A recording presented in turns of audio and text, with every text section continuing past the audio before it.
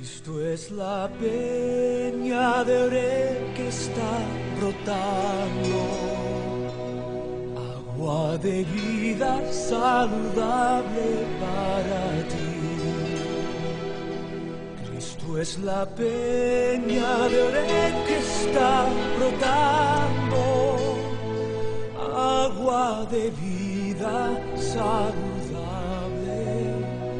para ti. Ven a tomarla que es más dulce que la miel, refresca el alma, refresca todo tu ser.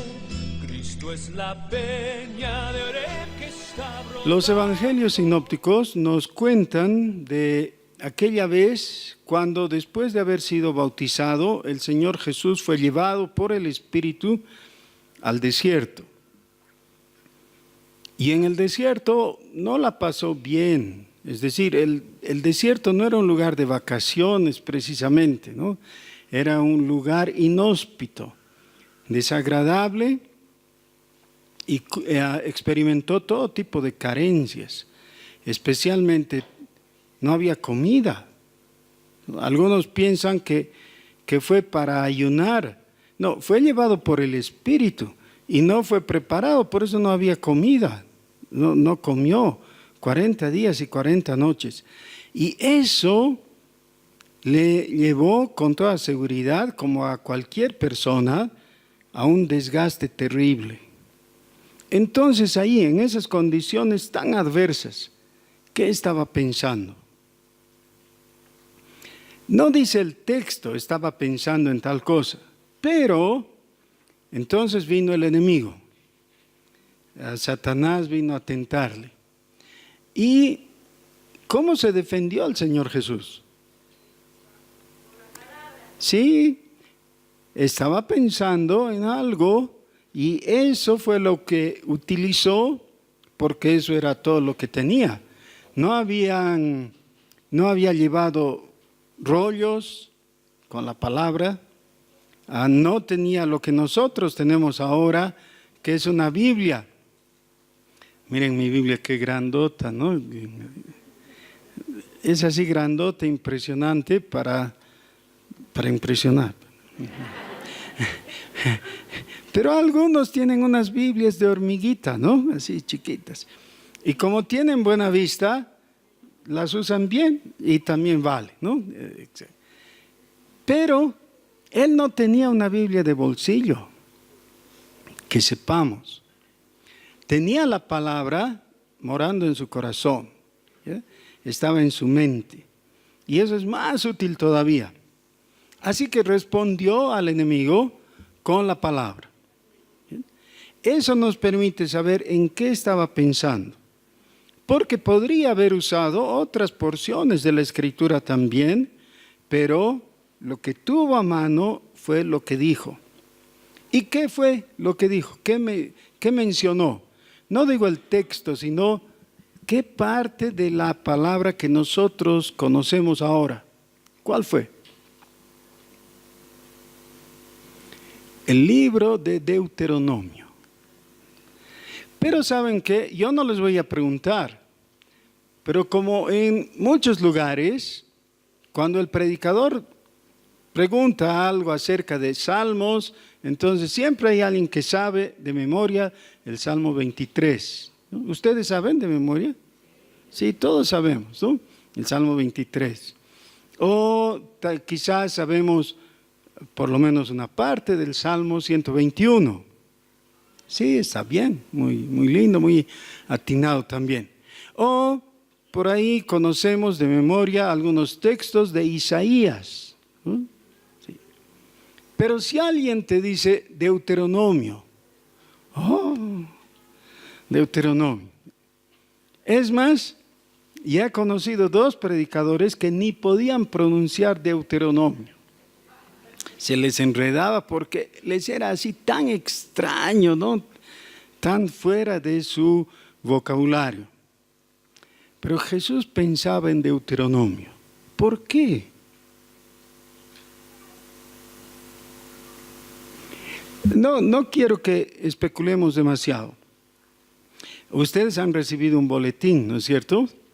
Qué buen servicio es ese, es muy útil, y que el bosquejo esté en la primera página también es muy útil para nuestro propósito. En el título dice Viviendo en el Pacto, y luego hay una introducción, ¿no? Y yo pensaba contarles el caso de una señora con su sobrina, y por eso está la sobrina y su esposa, pero no me acuerdo.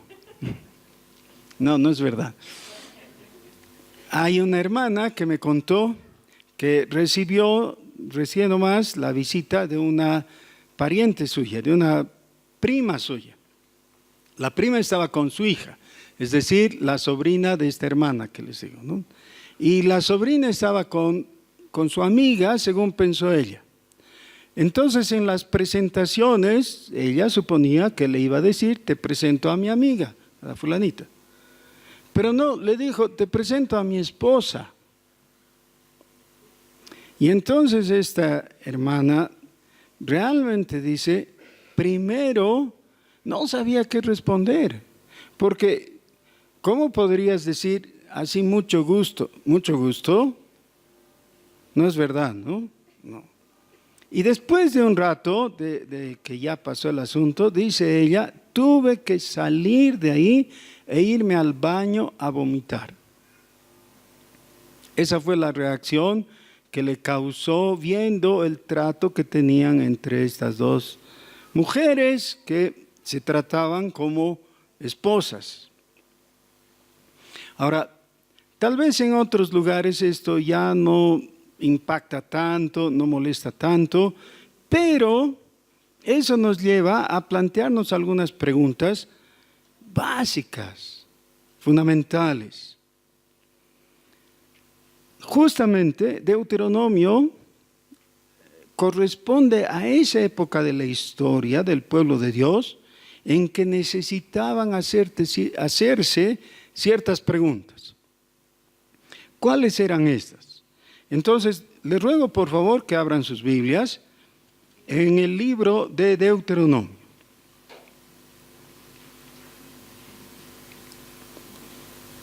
Y ustedes pueden leer en orden, con atención y con calma, después todo el texto. Yo voy a saltar un poquito en los versículos por cuestión de tiempo.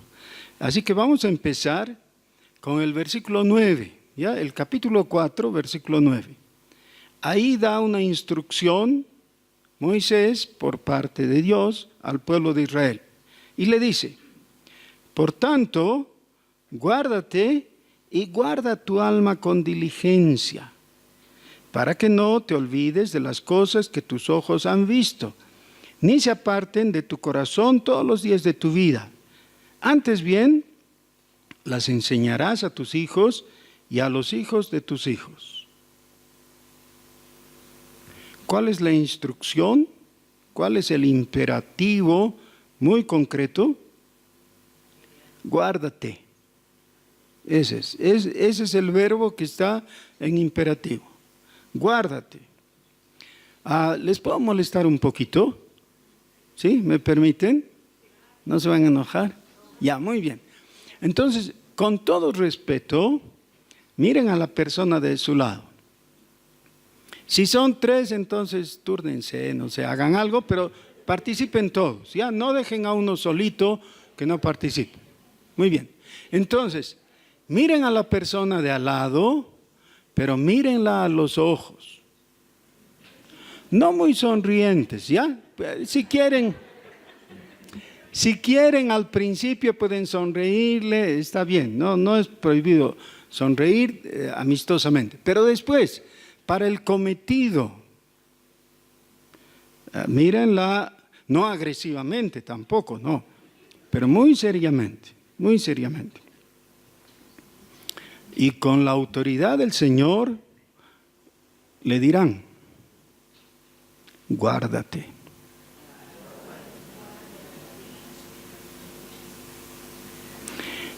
Pero eso parece no tener sentido, no es completo. Guárdome ¿de qué? Entonces, el texto nos ayuda porque viene la aclaración. Dice, guarda tu alma con diligencia. Guarda tu alma con diligencia. ¿Cómo se puede guardar el alma? Yo tengo un amigo que se ha comprado recién, hace 2 semanas, un auto nuevo, 0 kilómetros. Es un autito chiquito y es bien bonito, la pintura está perfecta, lindo, ¿no? Y enseguida nomás le ha hecho poner un mataburros en toda la parte delantera del auto. Horrible. El mataburros está bonito, solo, suelto, ¿no? Pero puesto en el auto, rompe toda la línea, así. Un auto está diseñado por alguien que sabe, ¿no?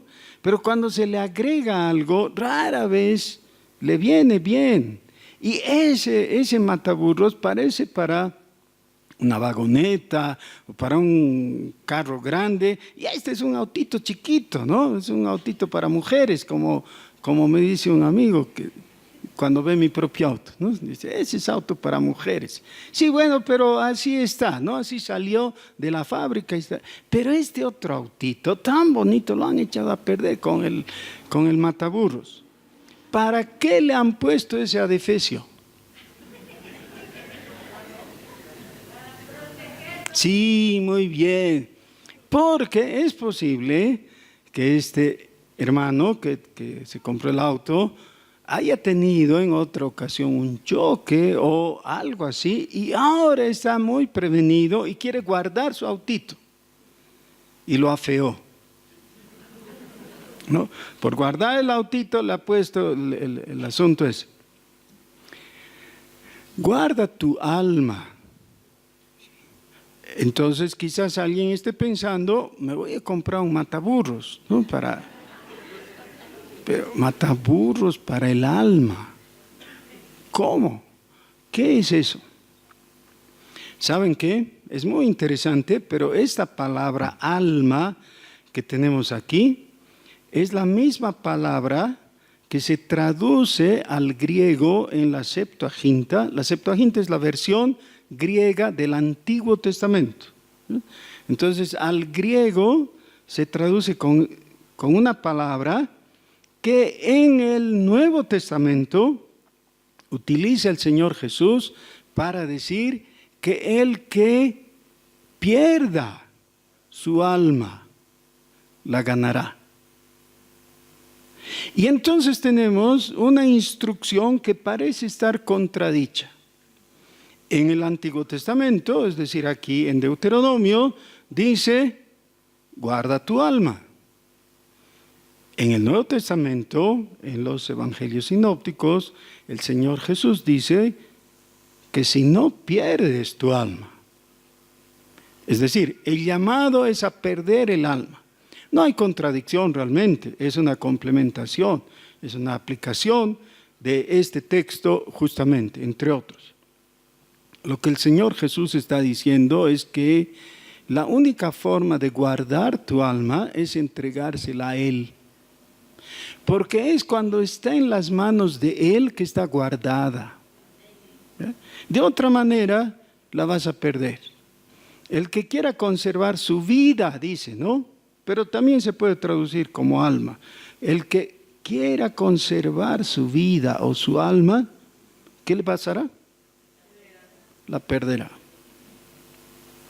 Pero el que la pierda, es decir, al entregársela a Él, la ganará, la tendrá de veras. Muy bien, esa es la instrucción. ¿Bien? Y todos nosotros ya hemos entendido, ¿no es cierto? Ahora, ¿se acuerdan que han trabajado con una pareja eventual que tienen ahora? ¿Se acuerdan, no? ¿Qué le han dicho? Guarda tu alma. O sea, muy bien, guarda tu alma. Ahora le vamos a devolver la instrucción, ¿ya? Porque nos dijo, guarda tu alma. Y nosotros le vamos a hacer la pregunta inteligente. ¿Cuál es? ¿Cómo? ¿Cómo? Porque ya estamos de acuerdo, todos nosotros, Claro, si el Señor dice que guardemos nuestras almas, vamos a guardarlas. Pero ¿cómo? No con mataburros, ¿no es cierto? ¿Se acuerdan? No. Así que devuélvanle al que les dijo, guarda tu alma, díganle, ¿cómo? Díganle.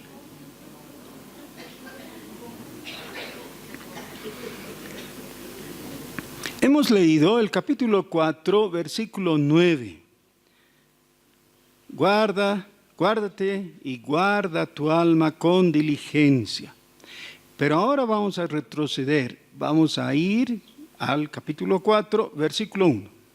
Ahora pues, oh Israel, oye los estatutos y decretos que yo os enseño para que los ejecutéis y viváis, y entréis y poseáis la tierra que Jehová, el Dios de vuestros padres, os da.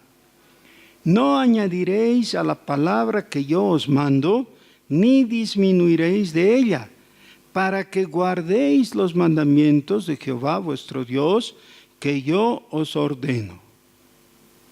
Aquí tenemos un típico uso y juego de palabras del Antiguo Testamento.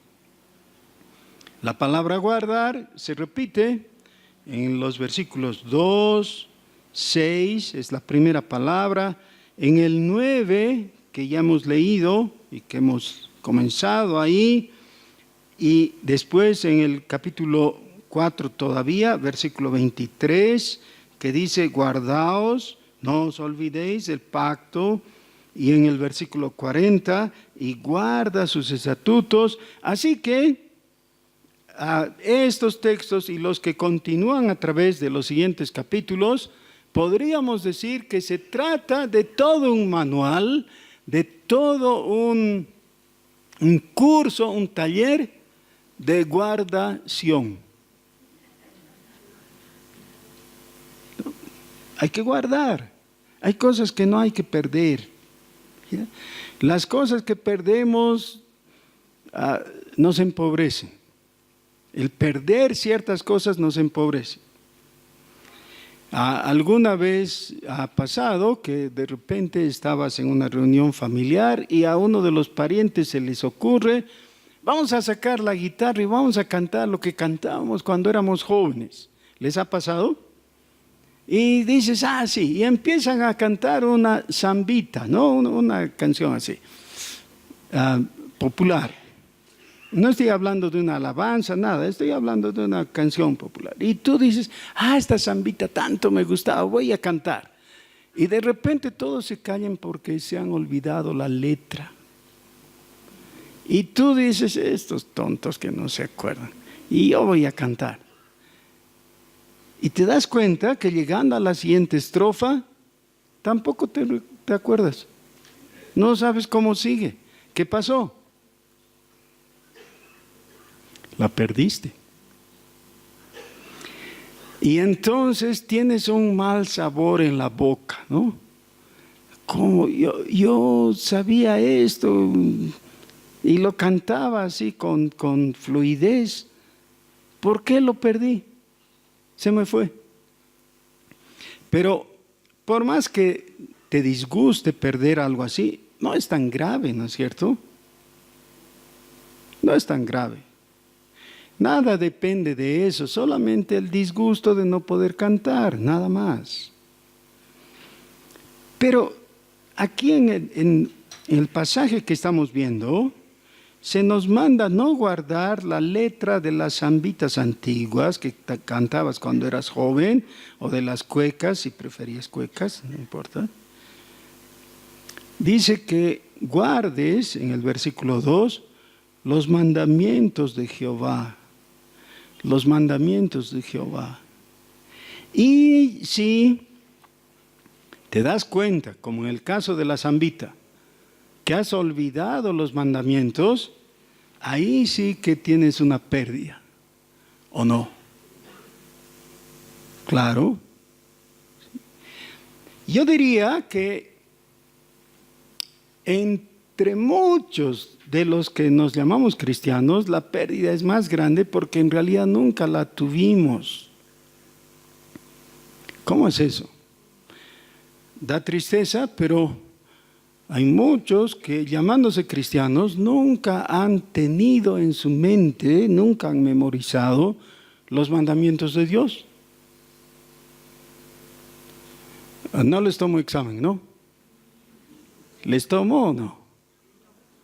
¿Cómo es el primer mandamiento? A veces no los tienen. No es amarás a Dios. Y ese es el primero de los dos que Jesús nos menciona, pero no es el primer mandamiento. ¿Cuál es el primer mandamiento? No tendrás dioses ajenos delante de mí.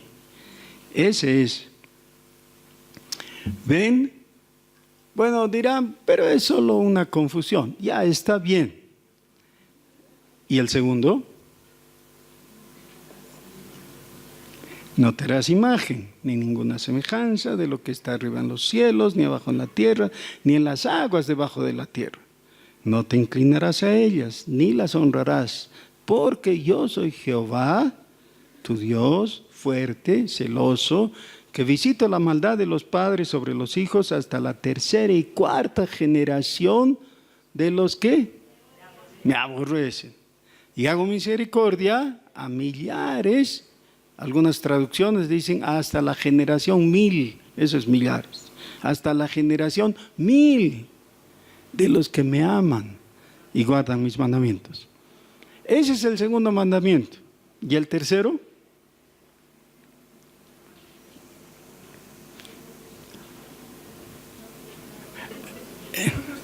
Hermanos, parece que tenemos que empezar a memorizar.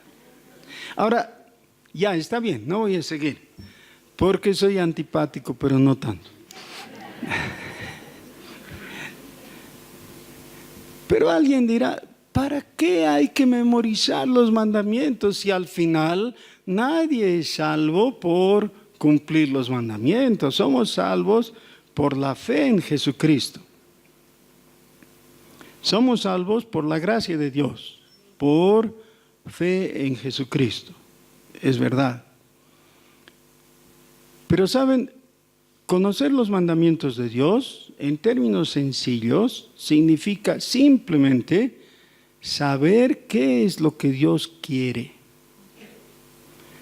Es decir, ¿cuál es la voluntad de Dios? Nosotros, todos nosotros tenemos relaciones cercanas, ¿no? En la familia, en el trabajo, cosas así. Indispensablemente necesitamos irnos conociendo unos a otros. Por ejemplo, tú sabes que el vecino de la casa de la derecha no le gusta bulla de noche. ¿Cómo sabes? Sí, porque alguna vez que te has descuidado y has dejado música muy alta, ha venido a tocar y te ha dicho, por favor, vecino, tengo que dormir, baje el volumen de su música. Así ya sabes lo que a él le disgusta o le perjudica.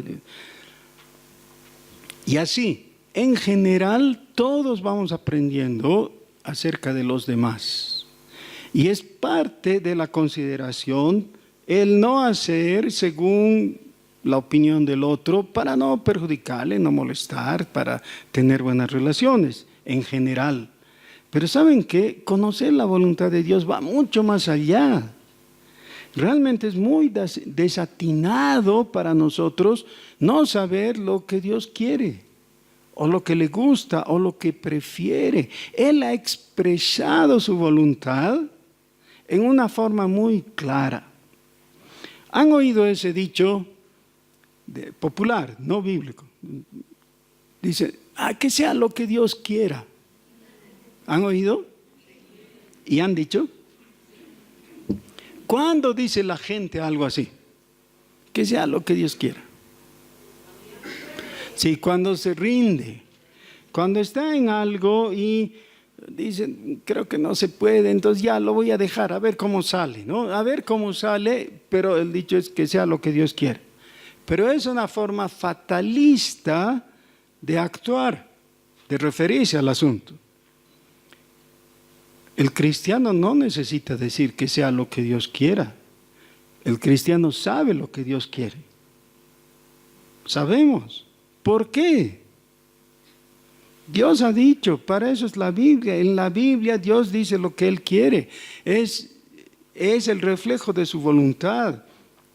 Y por eso aquí en el capítulo 4 encontramos toda esta cantidad de instrucciones diciéndonos y repitiendo, guarda. Guardaréis, dice, los mandamientos de Jehová vuestro Dios, que yo os ordeno. Hermanos, somos salvos por la fe. Pero la fe que no considera a Dios, como supremo y como soberano, es una fe que no es vital y no es sensata. El apóstol Pablo, en la epístola a los Romanos, hablando de los judíos de su época, dice, yo doy testimonio que tienen celo de Dios, que es una forma de decir, tienen fe. Tienen celo de Dios, pero no de acuerdo a ciencia. O sea, hay una fe equivocada, desacertada. Hay una fe que es correcta. Si tienes una persona en la familia que no le gusta el fricasé, que él ha expresado, ha dicho, no quiero chancho, por cualquier razón, ¿ya? No me gusta el fricasé, no voy a comer fricasé. Tú, para su cumpleaños, te esfuerzas y cocinas el mejor fricasé posible, ¿no es cierto? Y si alguien te dice, pero ha dicho que no le gusta el fricasé. Ah, sí, pero este está para chuparse los dedos. Este sí que... ¿Sí? ¿Te parece bien? No, ya dijo. No me gusta. No me gusta, no quiero, no voy a... Nosotros no necesitamos adivinar. Dios ha dicho, expresa, clara y persistentemente qué es lo que quiere y lo que no. Y ahí tenemos los mandamientos de Dios. Pero cuando entramos a los mandamientos de Dios, tenemos generalmente una introducción. Cuando vemos, por ejemplo, en el mismo capítulo 4, en el versículo 44, dice, esta pues es la ley que Moisés puso delante de los hijos de Israel. Estos son los testimonios, los estatutos y los decretos que habló Moisés a los hijos de Israel cuando salieron de Egipto. Capítulo 4, versículos 44 y 45. Entonces les pregunto, ¿de qué mandamientos está hablando? De aquellos que Dios les dio cuando salieron de Egipto, ¿no es cierto? ¿Sí? Pero no, porque no dice mandamientos. ¿Han visto? No dice, no usa la palabra mandamientos aquí entre los versículos 44 y 45. Dice los testimonios, los estatutos y los decretos. Y le preguntamos, Moisés, ¿y los mandamientos? ¿Saben? Estas palabras a veces nos confunden porque son usadas en dos maneras. En una manera general, utilizando cualquiera de ellas para referirse al total, al paquete completo. Pero a veces hay una distinción muy clara. Para los hebreos, todo este asunto que nosotros conocemos como la ley, ellos la tenían así dentro de un paquete completo. ¿Ya? Vamos a ponerle el título de ese paquete, la ley o la ley de Dios. La ley tenía 5 grandes capítulos o 5 aspectos. pero no en una manera distinta o separada. En la presentación venía todo un poco mezclado, mejor que mezclado, articulado. Entonces se da un decreto y enseguida un mandamiento y enseguida un testimonio o algo así. ¿Por qué?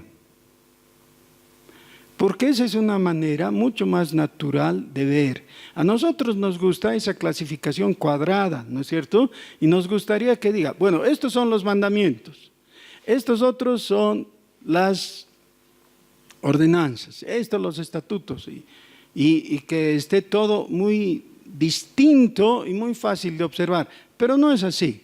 Tenemos que ir leyendo poco a poco y con detenimiento.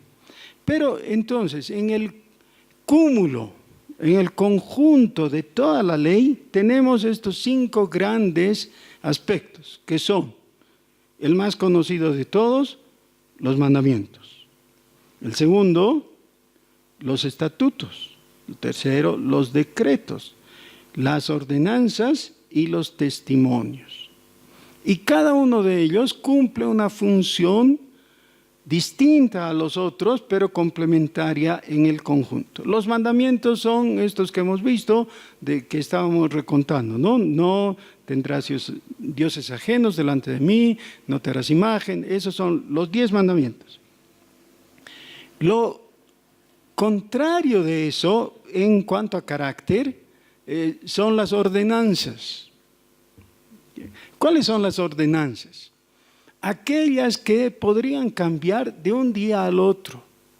Por ejemplo, Dios le dice a Moisés, levanten el campamento, nos vamos, vámonos. Y el pueblo se levantaba y comenzaba a marchar. ¿Por qué? Dios había ordenado. Sí, era una orden de Dios, pero no era mandamiento. ¿Ya? Porque después de caminar una semana, digamos, Dios veía que el pueblo estaba cansado y le decía a Moisés, ya deténganse, aquí hay agua, vamos a establecer otra vez el campamento, hay que organizarse y todo. Y uno, si es cuadrado y dice, un ratito, Dios es paranoico o es, no sé, está... ¿Cómo? Un día nos dice que marchemos y al otro día nos dice que nos detengamos. No se pone de acuerdo consigo mismo. ¿Será así? No, en un momento, cuando conviene, dice que nos detengamos. Pero cuando ya has descansado, te dice que te pongas de pie y empieces a marchar. No hay contradicción, hay complementación. Así que las ordenanzas tienen que ver con la coyuntura en que estás viviendo, en que te encuentras. Pero los mandamientos tienen carácter moral y son inmutables.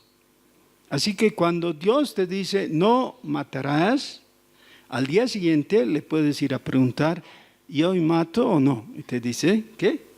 No matarás. Y al siguiente día, no matarás. No cambia porque es un mandamiento, ¿ya? No es como la ordenanza. Muy bien. Y luego tenemos los decretos. Y generalmente en la teología reconoce los 2 grandes mandamientos, o diré decretos. Estos decretos tienen subdecretos y todo, pero no importa ahora, solamente necesitamos mencionar el primer gran decreto es el de la creación. Y tiene una sola palabra. ¿Saben cuál palabra es? Sea. 3 letritas. Dios dijo, sea. ¿Y qué pasó? Hubo todo. Fue creado. ¿Ya? Lo que no había, ya hubo. Solo por la palabra de Dios, de 3 letritas. Sea. Y luego los ¿no? Dice, sea la luz, haya orden, haya vida, etc. Todo eso. Ese es el decreto de la creación. Y luego tenemos el otro gran decreto, que es el de la redención. Es cuando Dios determinó que haya salvación. Y en ese decreto de redención, Dios establece que el que cree en Jesucristo es salvo. Sin vueltas. Ya. Así que tenemos los dos grandes decretos. Y claro, viene luego la letra que llena, ¿no? El cómo, el cuándo, el dónde, etc. Muy bien. Ese es el tercer acápite, ¿no? El cuarto. ¿Qué dijimos que eran? Si ya hemos visto mandamientos, ordenanzas, decretos, y luego hay los estatutos. ¿Y qué son los estatutos? Y seguramente entre los presentes hay algún abogado y debo decirle que el uso de las palabras no coincide exactamente con el uso actual. Yo estoy describiendo lo que estaba establecido en el Antiguo Testamento, no lo que actualmente se estudia en derecho. Puede haber una pequeña diferencia. Pero con el asunto de los estatutos, queda establecido que las cosas son como son y tienen su carácter y naturaleza porque Dios ha determinado que así sean. Por ejemplo, dice que los hombres, los varones, son hombres. Y alguien dice, claro, pues, no es tan claro, porque ahora el mundo vive confundido y no sabe lo que es. Y lo único que tiene que hacer es ver qué dice Dios. ¿Ya? Y entonces nadie tiene que estar preocupado por pensar, ahora, ¿cuál de los dos es mi papá? ¿Es este papá o tengo dos mamás? ¿O qué? ¿No? Eso es oscuridad. En la luz de la palabra está muy claro que se unan en matrimonio un hombre y una mujer y formen una familia. Ya. Porque las cosas son como son, porque Dios las estableció así. Uno de los versículos que tristemente hay que decir, hay que revisarlo por su traducción, pero que es tan firme, tan útil, es el capítulo 4, otra vez capítulo 4, pero no de Deuteronomio, sino de Apocalipsis.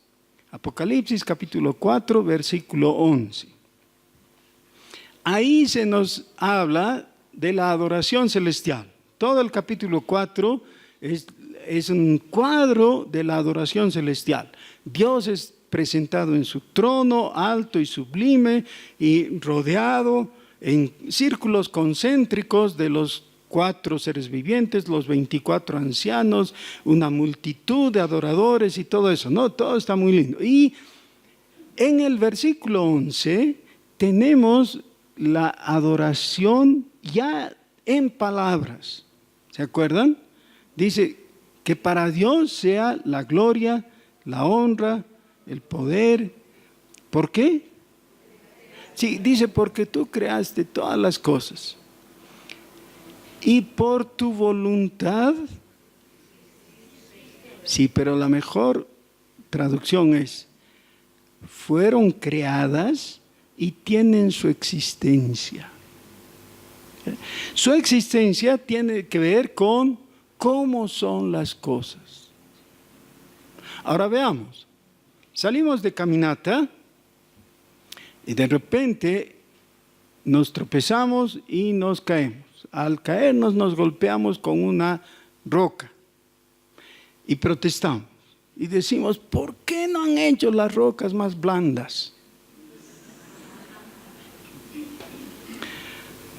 Y claro, en ese momento quisiéramos que haya una roca de espuma, ¿no? Entonces que nos caigamos y no nos lastimemos.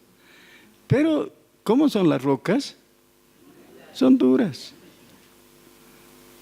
Y vamos a hacer la pregunta ociosa. ¿Ya? ¿Por qué las piedras son duras? Sí, ese es. Dios estableció eso. Los estatutos tienen que ver con la naturaleza y el carácter de las cosas. Así son, así son. Y todo lo que hizo Dios, Él mismo vio cómo fue hecho, cómo quedó. ¿Y qué dijo Dios? Que era bueno. Eso es. ¿Ya? Así que nosotros nos hacemos enredos simplemente por no reconocer que las cosas son como son, porque Dios las hizo y así es bueno. Porque lo que Dios hizo es bueno, ¿no? Entonces, si tú dices un día, pero para esto de tocar piano, a mí me serviría tener 6 dedos en cada mano. Si yo tuviera 6 dedos, podría tocar mejor, ¿no? Sí, pero Dios, que no se equivoca, te creó con 5 en cada mano. Ya. Y lo mejor que puedes hacer es dar gloria a Dios y reconocer que las cosas son como son. Muy bien, pero entonces, ¿de dónde sale todo esto? Cuando se sigue en la lectura del pasaje, encontramos que el Señor le habla a su pueblo y le dice: yo soy Jehová, que te saqué de la tierra de Egipto. Cuando estamos desconcertados con todo lo anterior que hemos hablado, cuando no sabemos por qué las cosas se presentan así, por qué nos suceden cosas que no hubiéramos querido, entonces necesitamos volver a lo más básico otra vez, ¿ya? Y darnos cuenta que en este diálogo con Dios, Dios habla primero. ¿Por qué? ¿Por qué? Porque es Dios. Él es supremo. Nosotros no podemos mirarle frente a los ojos como si fuera nuestro igual.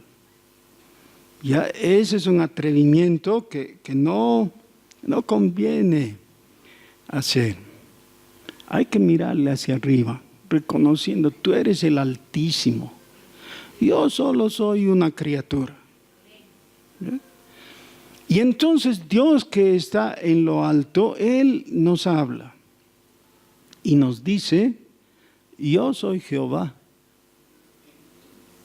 Pero no tenemos la comprensión, ¿qué es eso? ¿No? Lo tomamos como un nombre propio, que es un apelativo nomás, igual que nuestros nombres, ¿no? Cada uno de nosotros tiene un nombre que generalmente o se modifica para un apodo o se convierte en el apelativo. Entonces, cuando encuentro a Mario, le digo, ¿qué? Enrique. No, ¿qué le digo? Mario, porque es su apelativo, ¿no? Para eso es el nombre. Pero Jehová no es solamente un apelativo. Puede servir porque así le habla el pueblo, ¿no? En el pasaje le dice: tú, Señor Jehová. Ya, está bien. Pero no se queda ahí. El nombre de Dios es una descripción de Dios, de su carácter, de su ser. Y significa: yo soy el que soy. Lo cual para nosotros, otra vez, no tiene mucho sentido, ¿no? Yo soy el que soy. ¿Qué es eso? Pero sí tiene sentido en medio de la cultura en que estaban viviendo ellos, en la época y en el lugar. ¿Por qué?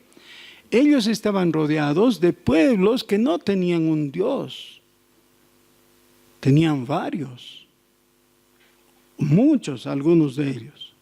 Solo que esos dioses, siendo varios, tenían que ser limitados. Por supuesto, ¿no? Cuando es único, puede abarcarlo todo. Pero cuando es más de uno, ya su espacio se reduce. Así que los cananeos tenían dioses de temporada.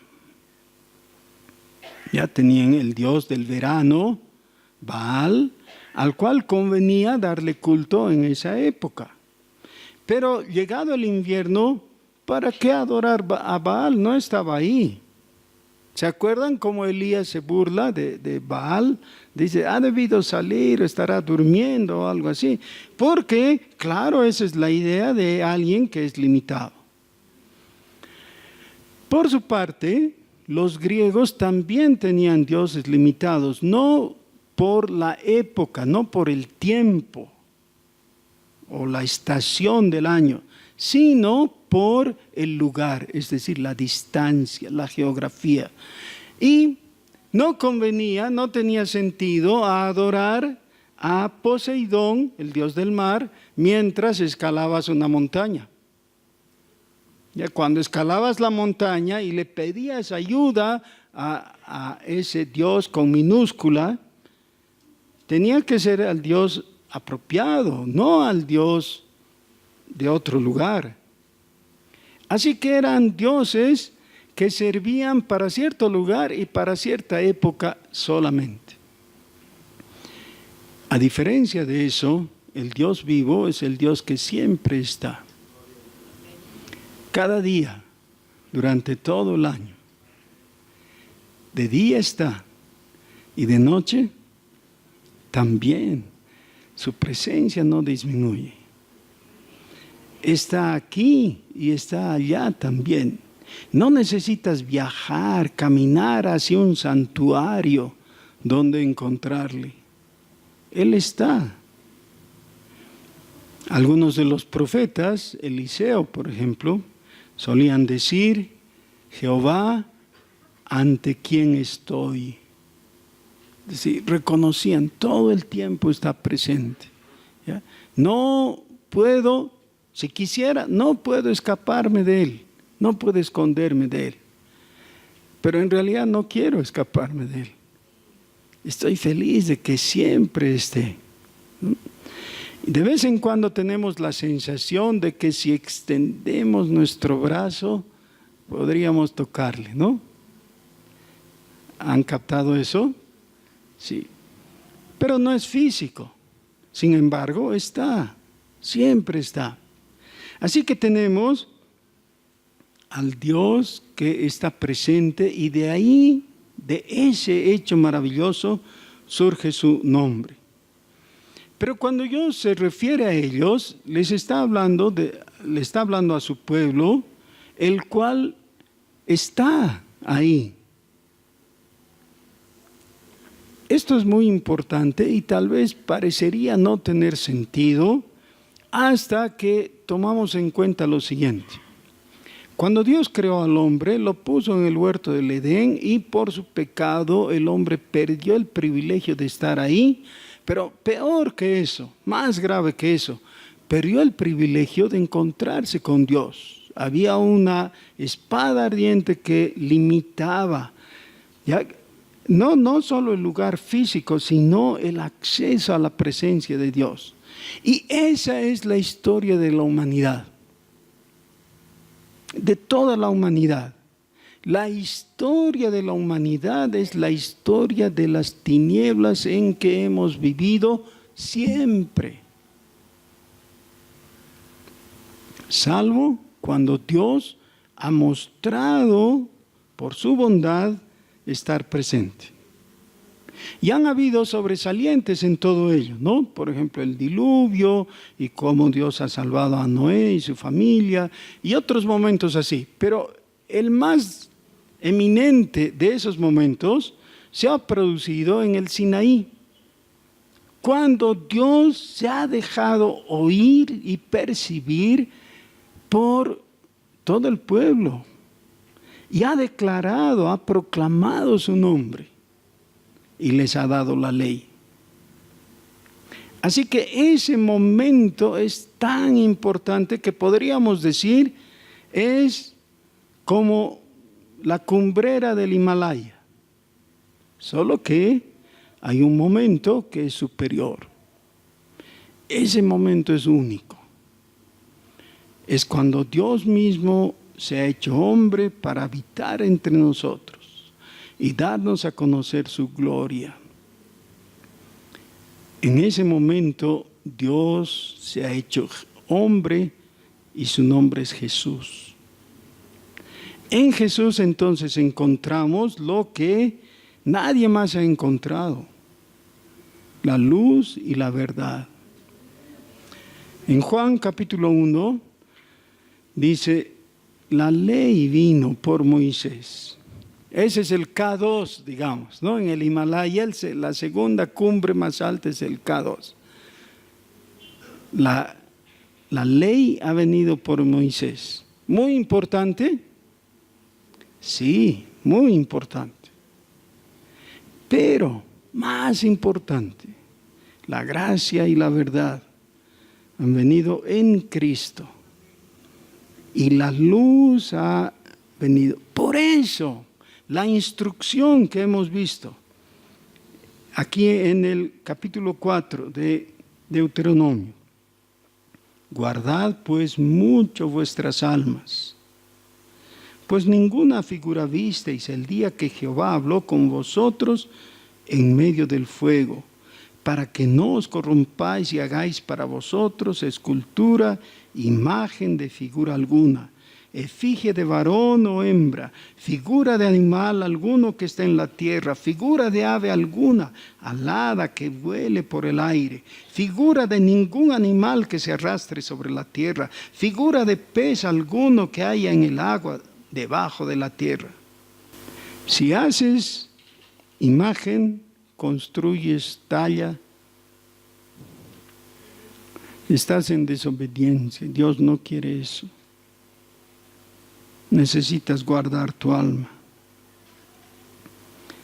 Versículo 20. Pero a vosotros Jehová os tomó y os ha sacado del horno de hierro de Egipto, para que seáis el pueblo de su heredad, como en este día. Ese es el propósito del Señor. Que guardemos nuestro corazón para Él. Que encontremos en eso la retribución preparada por Dios. ¿Y cuál es esa retribución?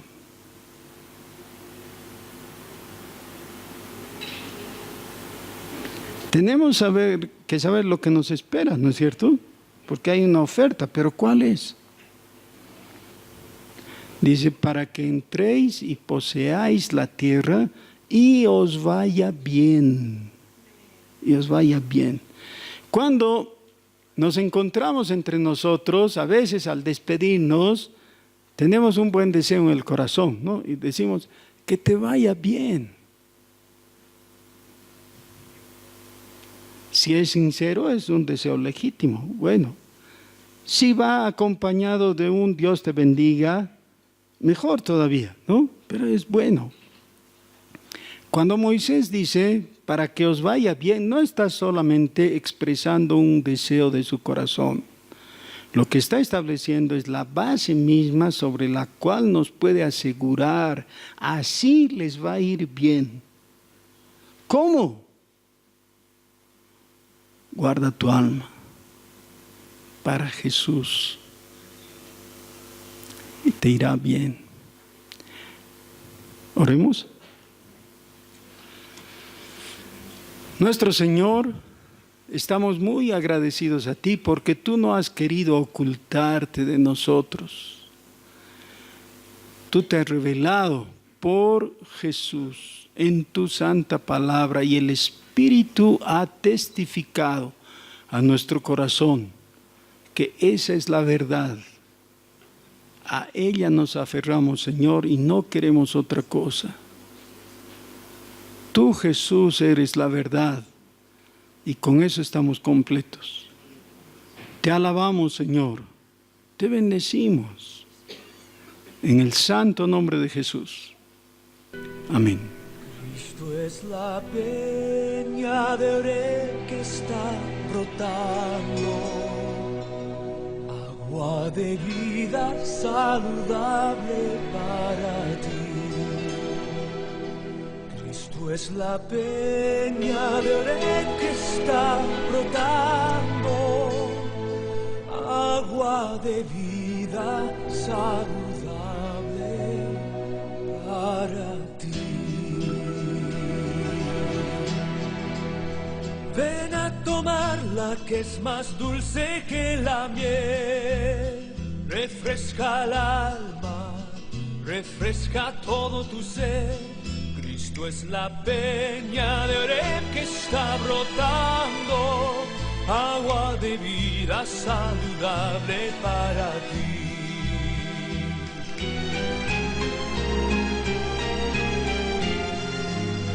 Cristo es el lirio del valle de las flores, Él es la rosa blanca y pura de Sarón.